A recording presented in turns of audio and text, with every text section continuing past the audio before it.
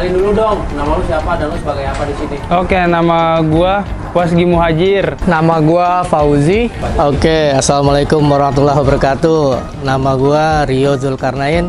Oke, bismillahirrahmanirrahim. Assalamualaikum warahmatullahi wabarakatuh. Perkenalkan, nama saya Bagas. Nama gue Ardiansyah. Oke, gua Vindra. Di sini gue sebagai relawan dari program Warteg Yatim. Saya sebagai driver Wartrak yang tiap hari bersosialisasi ke panti asuhan. Tugas gua di Warteg Yatim asisten driver atau bisa disebut kenek. Gua di sini di Warteg Yatim sebagai relawan. Saya di sini di Warteg Yatim sebagai relawan. Gue di sini menjadi relawan Warteg Yatim. Lu di Warteg Yatim biasanya ngapain aja? Di Warteg Yatim tuh biasanya kita sebelum berangkat ke pesantren, kita siap-siap dulu packing nasi, snack gitu kan, terus loading ke truk. Nah, di Warteg Yatim salah satunya tugas relawan adalah membantu ya. Menjadi distributor ya, penerima manfaat yang menjadi target kita ketika aksi. Nyiapin banner dan kadang membantu bagian dokumentasi apabila kekurangan orang. Gua biasanya di Warteg Yatim ngerawat warteg yang biasa gue pakai. Dari mulai bantuin packing nasi sampai penyaluran di panti asuhan maupun masjid. Kenapa sih lu mau jadi tim Warteg Yatim? Gue mau jadi tim Warteg Yatim tuh nyari berkahnya aja, nyari berkahnya. Karena gue tahu Warteg Yatim adalah program kebaikan. Jadi gue berharap gue ngikut di Warteg Yatim ini, semoga gue menjadi pribadi yang lebih baik. Karena salah satunya ini menurut saya kegiatan baik, kegiatan efektif, sehingga kita bisa belajar untuk memanusiakan manusia.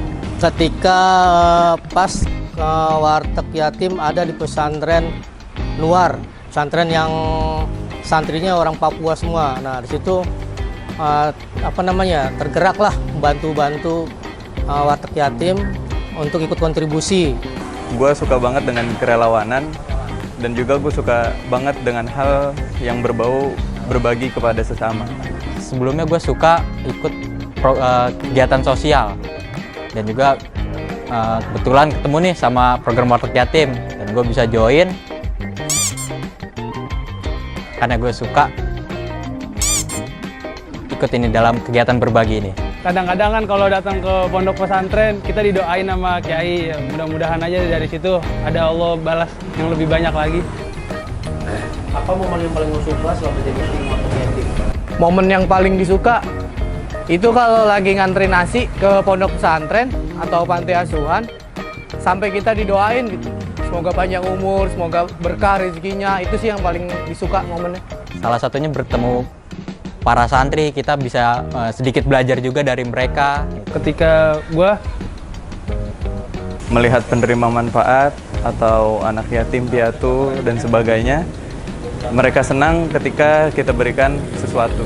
Apa aja pembelajaran yang lu dapat selama menjadi tim Warteg Yatim? Pembelajaran yang gue dapet selama ikut Warteg Yatim ternyata emang masih banyak pesantren-pesantren ya di wilayah Bekasi dan sekitarnya itu memang masih banyak membutuhkan bantuan atau uluran dari kita semua gitu ya. Pembelajaran yang gue dapat, belajar ikhlas ya, terutama jujur emang dulu sih susah sama ikhlas. Ikhlas tuh gampang diucapkan tapi susah dilakukan. Dan di Warteg Yatim gue belajar untuk ikhlas terhadap berbagi sesama.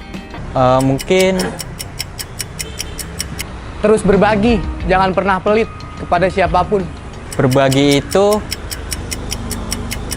tidak harus dengan uang. Mungkin karena banyak juga orang yang dia punya uang tapi tidak punya waktu, atau sebaliknya. Mungkin sih begitu sih yang saya ambil.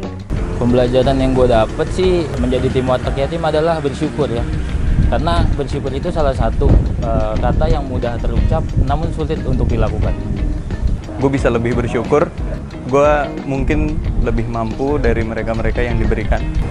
Selama lu menjadi tim Warteg Yatim, momen apa yang paling bikin lu berkesan? Momen yang paling berkesan itu ngelihat para santri senang gitu menerima makanan.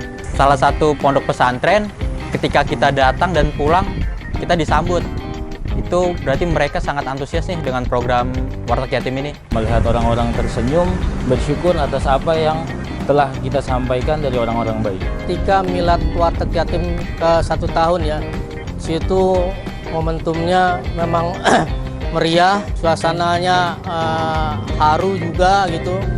Ketika gua berjalan ke mereka, menghampiri, dan mereka senang dengan pemberian apa yang dari Warteg Yatim berikan.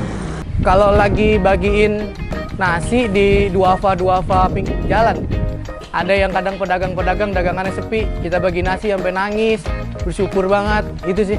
Tantangan lu selama menjadi tim di Warteg Yatim? Tantangan sebagai tim Warteg Yatim itu berkendala di waktu.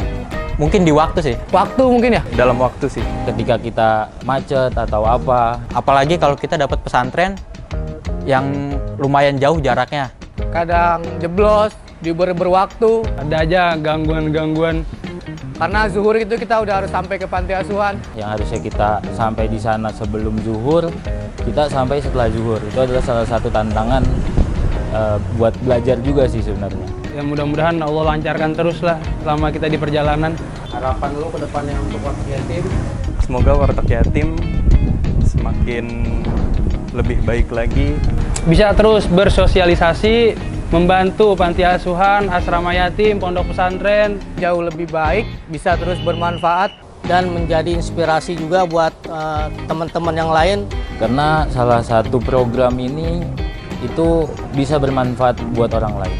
Warteg Yatim itu bisa terus meluas ke luar kota kalau bisa, atau di kota Bekasi dan sekitarnya. Harapan untuk Warteg Yatim semoga program ini berjalan terus